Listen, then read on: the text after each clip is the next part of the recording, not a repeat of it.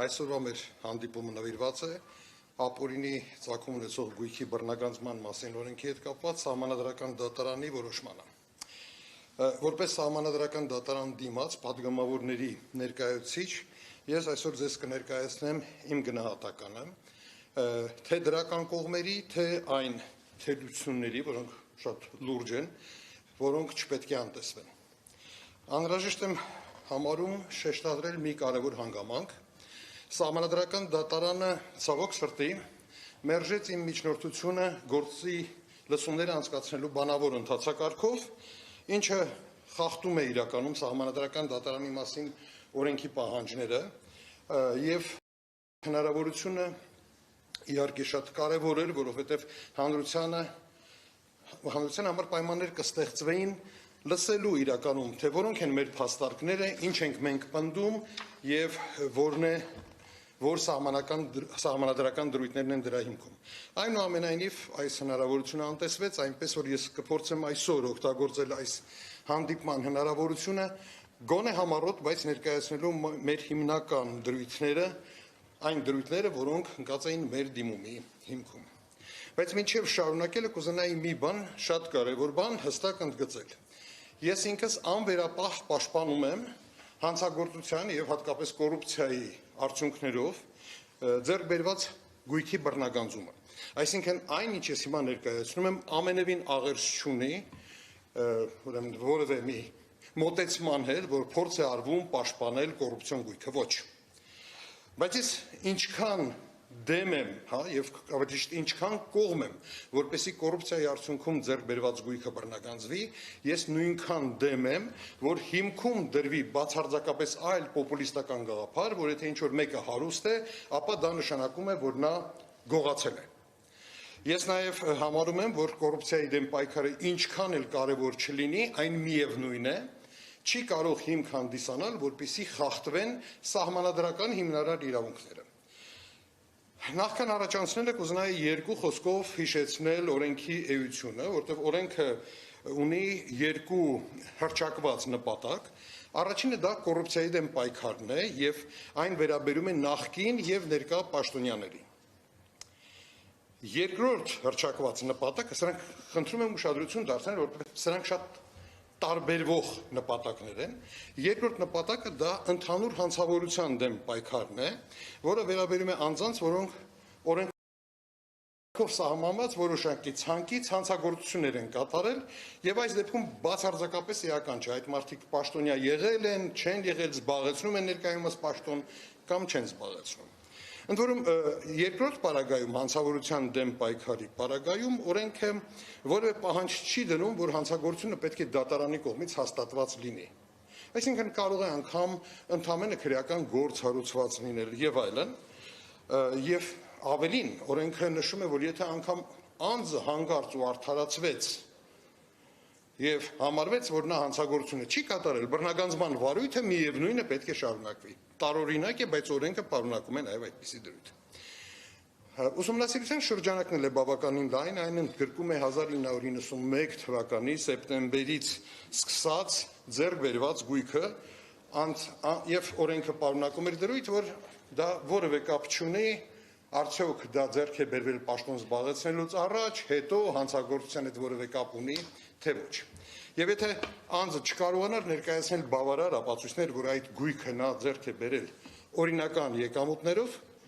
ապա այդ գույքը պետք է բռնագանձվեր։ Այժմ ուզում եմ անդրադառնալ սահմանադրական դատարանի որոշման դրական կողմերին։ Առաջինը, դատարանը հաստատեց մի պարզ եւ շատ տրամաբանական ճշմարտություն, որ հանցավորության դեմ պայքարում բռնագանձվող գույքը պետք է կապ ունենա հանցագործության հետ։ Ես կապ բառը ասելուց ավելի երևի ճշգրիտ ձևակերպում կուզենայի օգտագործել, որպեսզի չդառնա այն քննարկման առարկա ավելորդ։ Դատարանը նշել է, որ այն պետք է որոշ հավաստիությամբ ցույց տրվի, որ կապ ունի այդ հանցագործության հետ։ Պետք չի միանշանակ դա ցույց տալ, բայց այնուամենայնիվ այն տրամաբանական կապ պետք է ունենա այդ հանցագործության հետ։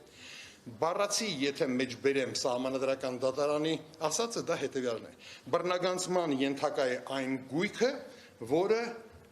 կապ ունի համապատասխան հանցանքի հետ։ Սա բառացի ձևակերպումն է սահմանադրական դատարանի։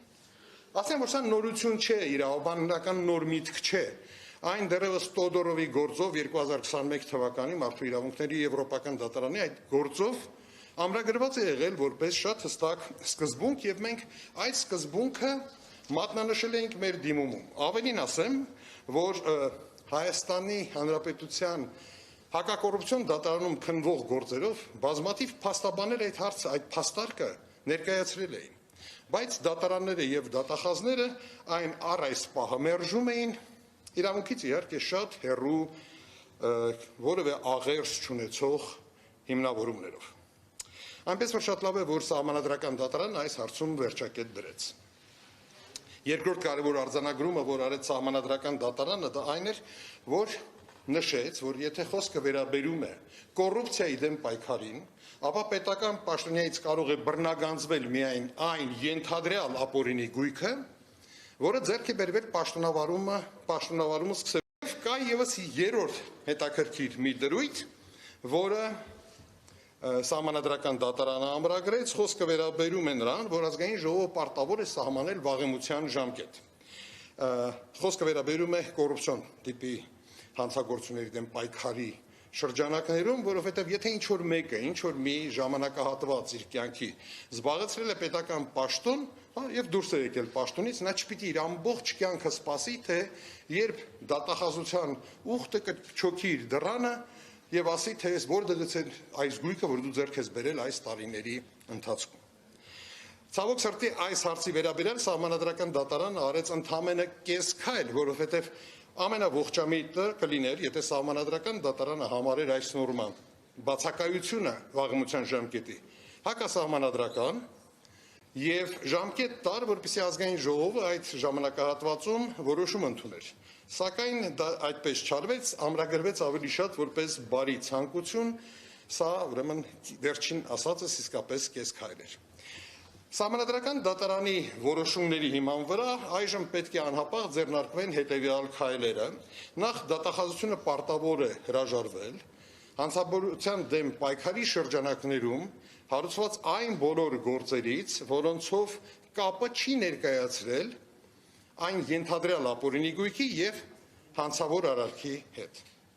Առավել եւս դատախազությունը պարտավոր է անհապաղ հրաժարվել բոլոր այն գործերից, որոնցով անձինք արդարացվել են։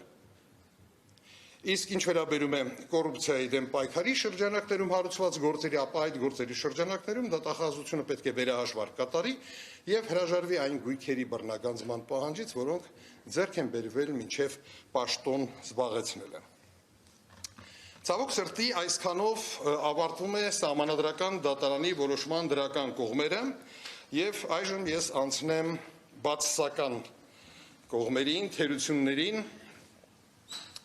Ամենակարևոր հարցերից մեկը, որը մենք բարձրացրել էինք սահմանադրական դատարանի առաջ, դա սահմանադրական մի հիմնարար սկզբունք էր եւ այդ հիմնարար սկզբունքը հետեւյալն է. օրենքները, որոնք վատթարացնում են անձի իրավական վիճակը, հետադարձ ուժ չունեն։ Մենք շատ հստակ մեր դիմումում ցույց էինք տվել, որ օրենքը հետադարձ ուժ ունի, նոր պարտավորություններ է դնում մարդկանց վրա, որտեղ պարտավորեցնում է, որ նրանք ապացուցեն իրենց գույքի օրինականություն եւ պարտավորեցնում են նրանց, որպեսզի նրանք պահպանեին այն ապացույցները, այն գույքի հետ կապված ապացույցները, որոնք նրանք ձեռք են բերել մինչեւ օրենքի ընդունումը։ Այսինքն մեր կարծիքով, եթե ապագայի համար կարելի է նման պահանջ դնել, ապա նախկինում ձեռք բերված գույքի հետ կապված նման պահանջ դնելը դա նշանակում է օրենքին տալ հետադարձ ուժ։ Որպեսզի ավելի պատկերավոր լինի, ես կառաջարկեի մի պահ պատկերացնեք, որ ընդունվում է մի անհեթեթ օրենք, որ ձեր հագի շորերը, եթե դուք չհիմնավորեք, որ ձեռք եք բերել խանութից կամ նվեր եք ստացել, համարվում են ապօրինի եւ ձեզանից պետք է վերցվեն։ Այդ պատկերացրեք մի պահ այդպիսի անհեթեթ օրենք է։ Եթե այդ օրենքը ընդունվի, ապա բնական է, որ հետագայում դուք եւ չեկերը կպահպանեք, նվեր ստանալուց հետ մի հատ էլ գրավոր պայմանագիր կստորագրեք, հավանաբար մի հատ էլ նոտարի մոտ գնաք։ Բայց եթե խոսքը վերաբերվի այս պահին ձեր հագած շորերին, հավանաբար գրեթե բոլորդ կհայտնվեք մեր վիճակում, որովհետև որևէ մեկի մտքով չէր անցել, որ պետք է պահի, ենթադրենք, անցյալ տարի ձեռք բերված շորերի չեկը։ Այս օրենքը նմանատիպ դրույթ է պարունակում այլ գույքի հետ կապված։ Եվ ամենացավալին այն է, որ մեր այս փաստարկը Սահմանադրական դատարանը դրան շատ տարօրինակ ձևով անդրադարձ կատարեց։ Սահմանադրական դատարանը նենգափոխեց մեր փաստարկը։ Մեր փաստարկի փոխարեն այն փոխարինեց, կարծես թե մենք ասում էինք, որ ապօրինի գույքը նախկինում պաշտպանված էր, իսկ հիմա ուրեմն դուք հարցականի տակ եք դնում, դրա համար հետադարձություն չունի, նման բան մեր դիմումը չէր պարունակում։ Բայց Սահմանադրական դատարանը հորինեց, իբրև թե մենք նման պնդում ենք արել, եւ հետո հերոսաբար պայքարեց իր իսկ հորինած, բայց մեզ վերագրած դիրքորոշմանը եւ հաջողությամբ հաղթահարեց այն։ Մի քանի կարևոր դիտարկում ունեմ անելու արդար դատաքննության հետ կապված։ Բանն այն է, որ օրենքը պահանջում է, որ անձը պետք է ապացուցի, որ իր գույքը նախկինում ձեռք բերված օրինական եկամուտներով է ձեռք բերվել։ Բայց շատ հաճախ, հատկապես երբ խոսքը վերաբերում է պետական պաշտոնյաներին, այդ ապացույցները այդ պաշտոնյաների մոտ չեն, նրանք գտնվում են պետության ձեռքում։ Իսկ այսօր մենք բախվել ենք շատ հետաքրքիր մի իրավիճակի, երբ պետությունը այդ ապացույցները ոչնչացրել է։ Եվ ոչնչացրել է շատ օրինական կարգով, որովհետև նրանց պահպանման ժամկետն է լրացել։ Կամ պարզապես կորցրել է պետությունը, որովհետև պատշաճ ձևով ենթադրենք 90-ական, 2000-ական թվականներին այն չի պահվել։ Օրինակ, անհատական եկամտային հարկի հաշվարկները Պեկում դուք կգտնեք միայն 2013 թվականից։